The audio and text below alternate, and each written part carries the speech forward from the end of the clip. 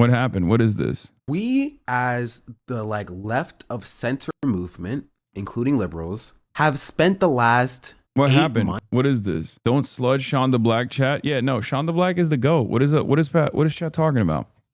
Radically changing everything about the way we approach politics for straight white dudes. We've radically changed the way that we approach politics as a whole. It's not really 6 years. No, but we've specifically named it, right? We've named it for the past 8 months since the election. They're saying, okay, we are only going to hyper fixate and focus on only how we attract straight white men, young straight white boys. And people got mad at the very clear, the assumption, the idea of maybe talking to black people, right, was so radically and fundamentally off-putting to white leftists, but they were totally fine with radically restructuring the entirety of the media ecosystem around politics, around straight white men.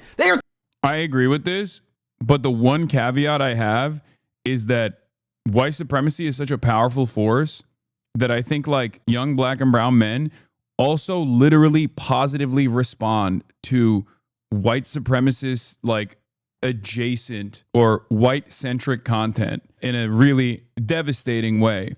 This is part of the reason why. Wait, is he calling you out? No, he's not calling me out. What do you mean? I don't do this anyway.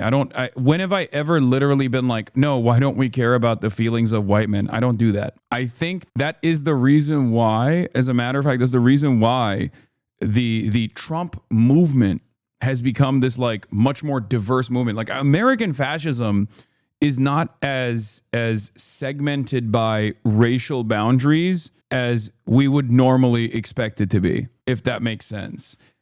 In some ways, it still obviously is, because yes, black people don't for Trump, broadly speaking, right?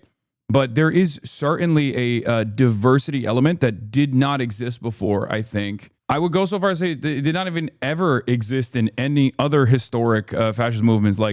You don't have just some collaborators. You just straightforwardly have loyal soldiers, loyal servants of white supremacy that happen to not be white. I mean, the most famous neo-Nazi right now is a Hispanic dude, right? Sure, white is a social construct. It's completely made up. But the most famous neo-Nazi in America currently is literally a dude whose last name is Fuentes, okay?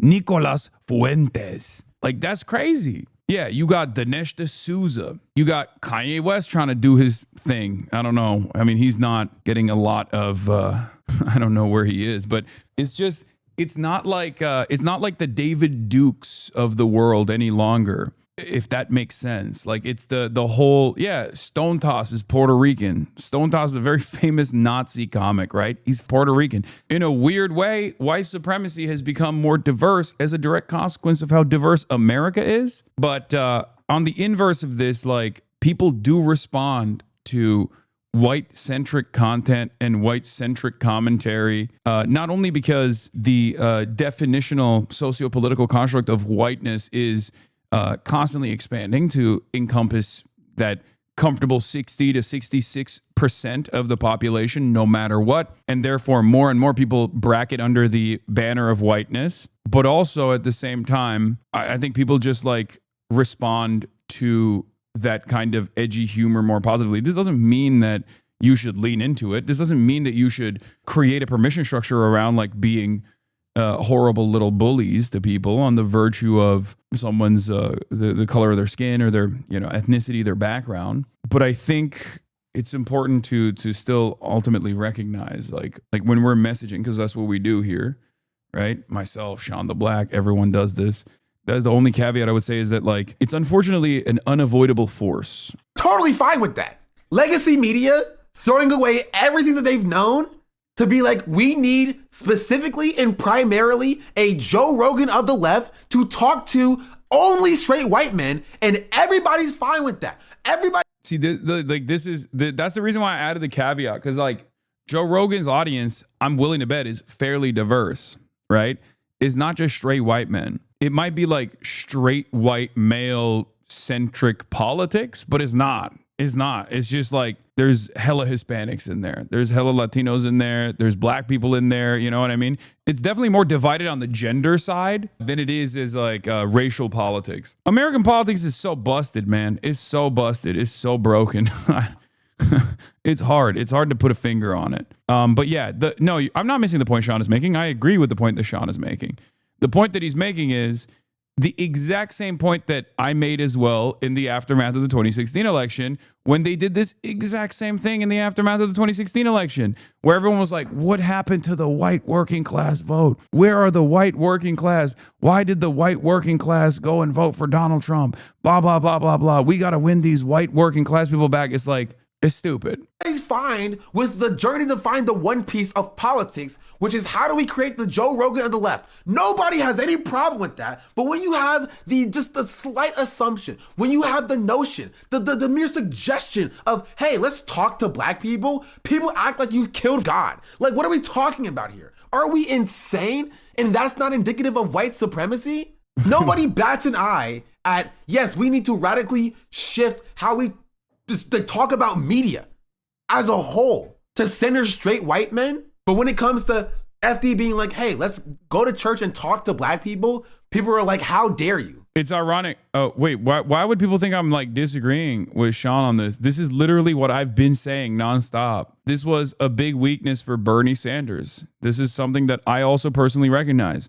You cannot expect people to literally listen to your message and understand it and internalize it just on the basis of your message being good or your policies being good. You got to go to where people are. You got to talk to people directly. This is certainly a weakness on the left. It's something that I talked about in the aftermath of the Zoran analysis and the Zoran victory within the Democratic Party primaries, as a matter of fact. If you recall, I said one of the things that Zoran needs to do, and one of the things that the DSA needs to do, one of the things that like a left movement needs to do is to tap into young black men in particular who already feel rudderless, who feel discouraged about their future within the Democratic Party, and try to get them to participate in the political process, but from a left position. Like this is a real problem. This is a real issue. You know what I mean?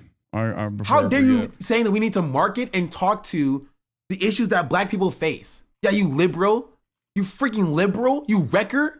How dare you say that we need to talk to what black people face? In a weird way, it still kind of goes back to the idea that like any sort of racialized politics is instantly supposed to be like liberal coded or something. It's not. Like black people are working class too. You got to talk to them, you know? You got to. This is not, and this country has a long history of revolutionary black politics. It's been gutted and destroyed through violence, like direct state violence, right? Assassinations, prosecutions, and then there's a decent amount of co-opting as well. But ultimately, it is something that any working class movement has to focus on. That's it. No, black people should just suck it up and be happy with the free healthcare. Then like the election happens, be like, wait, no, we have to speak to the needs of white people.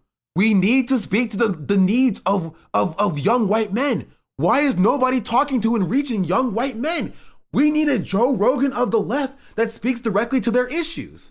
And people are like, hey, can you speak to black people's issues? That's why the Bernie Bro stuff was so prescient. Like it was so successful for a lot of people. That plus like the turnout machine. I think Sean is placing an emphasis on the application of responsibility of white leftists to consistently self-reflect and check themselves when they're perpetuating white supremacy. This chat sometimes does that through the woke of the day thing whenever they hear a POC voice, so like you mentioned, saying that's liberal coded. More often than not, that is literally done on the basis of not someone who is adding to the conversation in a productive manner. And there's always going to be in a large tent that go, this is not within my comfort zone. This is an unfortunate reality with coalition building, regardless. It's for people who are concern trolling and are demonstrating a narcissistic desire to be heard when we're talking about something entirely separate. I think people understand exactly where that comes from. You understand it for other things. You probably have seen me do that for something you care about that you think was a valid point. And then, of course, you go, oh, wait, hold on. This is like inappropriate. This is inappropriate that he said this is a woke of the day.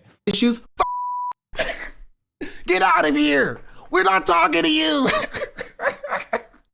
Like, what are we talking? Like, is that not crazy? The reality of the matter is, if you want to bring in, if you want to bring in people that are born into a system where they've never had to reconsider their stances and take certain things for granted, and understandably have developed like a white supremacist opinion or a transphobic opinion, you are going to encounter biases. You're going to encounter microaggressions, things of that nature. If I were to try and sanitize every minutia, everything that happens both in this massive community and just in general on the internet, I would not be able to get across anything that I want to get across. I would not be able to cover anything that I want to cover. And it would be utterly unproductive overall. It would be a permanent stun lock back and forth. But the goal for me always is to get people who are in the margins to no longer have these kinds of biases